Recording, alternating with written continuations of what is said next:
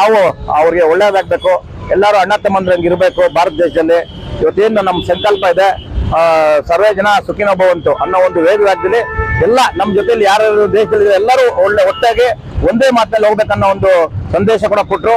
ನಾವು ಕೂಡ ಇದ್ರಲ್ಲಿ ಭಾಗಿಯಾಗಿ ನಂಗೆ ತುಂಬಾ ಖುಷಿ ಆಯ್ತು. ಯಾಕಂದ್ರೆ ನಮ್ಮೆಲ್ಲ ಫ್ರೆಂಡ್ಸ್ ನಾವೆಲ್ಲ ಚಿಕ್ಕದಿಂದ ಆಡು ಬೆಳೆದಿರೋರು, ಎಲ್ಲರಿಗೂ ಒಳ್ಳೇದಾಗಬೇಕು. ಈ ತರ ಏನು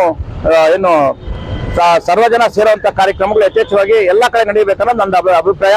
ನಾನು ಖಂಡಿತವಾಗಿ ಒಳ್ಳೆ ದೇಶ, ಒಂದು ಭಾಷೆ, ಈ ವಿಷಯಕ್ಕೆ ನಾವು ಯಾವತ್ತೂ ಎಲ್ಲರ ಜೊತೆ ಇರ್ತೀರಿ.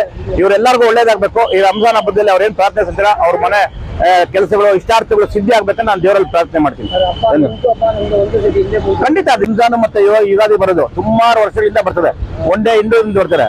ನಮ್ದು ದೊಡ್ಡ ಹಬ್ಬ ಯುಗಾದಿ ಹಬ್ಬ. ಮುಸ್ಲಿಮನ್ ಬಂದವರು ಕೂಡ ದೊಡ್ಡ ಹಬ್ಬ. ಅವ್ರು ಯಾಕಂದ್ರೆ ತುಂಬಾ ಶ್ರದ್ಧಾ ಭಕ್ತಿಯಿಂದ 30 ದಿವಸ ಉಪವಾಸ ಮಾಡ್ತಾರೆ. ಎಲ್ಲರಿಗೂ ಒಳ್ಳೇದಾಗಬೇಕನ್ನೋ ಮೊದಲಿಂದ ನಾನು ಬಯಸೋನು. ಈ ಸತಿ ಪ್ರಥಮ ಬಾರಿಗೆ ನಾನು ಭಾಗಿಯಾಗಿದ್ದೀನಿ. ಇದ್ದವರು ಕರೆದಿರಲಿಲ್ಲ, ಇವತ್ತು ಕರೆದ ಎಲ್ಲಿ ಬೇಕಾದ್ರೆ ಬರ್ತೀನಿ. ನಂದೇನು ಅದ್ರಲ್ಲಿ ಭೇದ ಭಾವ ನನಗೆ ಗೊತ್ತೇ ಇಲ್ಲ. ಯಾರು ಕರೆದ್ರೂ ಹೋಗ್ತೀನಿ ನಾನು.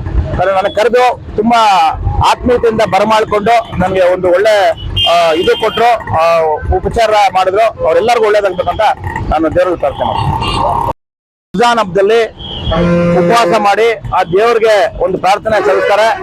ಆ ಒಂದು ಭಾಗವಾಗಿ ಇವತ್ತು ನಮ್ಮ ಮುಸ್ಲಿಂ ಯುವ ಮಿತ್ರರು ಈ ಕ್ಲಾಕ್ ಟವರ್ ಭಾಗದಲ್ಲಿ ಒಂದು ಇಫ್ತಿಯಾರ್ ಕೂಟ ಇಟ್ಟಿದ್ರು. ತುಂಬಾ ಎಲ್ಲಾರು ಏನು ಎಲ್ಲಾ ಜನಾಂಗದವರು ಬರಬೇಕು, ಇದ್ರಲ್ಲಿ ಭಾಗಿಯಾಗಬೇಕನ್ನೋದು ಏನು ಯುವಕರು, ಇಮ್ರಾನ್ ಮತ್ತೆ ನಮ್ಮ ಸಾದಿಕ್ ಪಾಷಾ ಮತ್ತೆ ಕಯ್ಯಂ ಅವರು, ಇನ್ನ ಯುವಕರು ತುಂಬಾ ಸಾಕಷ್ಟು ಜನ ನಮ್ಮ ಹಳೆ ಫ್ರೆಂಡ್ಸ್ ಅವರೆಲ್ಲ ಸೇರಿ ನಮ್ಮನ್ನು ಕರೆದು MLA ಅವರು ಬಂದಿದ್ರು, ನಮ್ಮ MP ಬಂದಿದ್ರು, ಸೇಮಾ ಶೇಖ್ ಬಂದಿದ್ರು.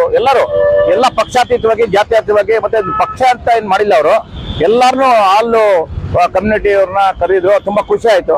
ಯಾಕಂದ್ರೆ ನಾವು ಓಡಾಡಿರುವಂತ ಜಾಗಗಳಿದೆಲ್ಲ, ಇಲ್ಲಿ ಭೇದ ಭಾವ ಏನಿಲ್ಲ. ಮತ್ತೆ ಅವರು ಶ್ರದ್ಧಾ ಭಕ್ತಿಯಾಗಿ ಈ ರಂಜಾನ್ ದಿವಸಗಳಲ್ಲಿ ಈ ಉಪವಾಸ ಮಾಡಿ ದೇವರಿಗೆ ಪ್ರಾರ್ಥನೆ ಸಲ್ತಾರೆ. ಆ ಭಾಗವಾಗಿ ಏನು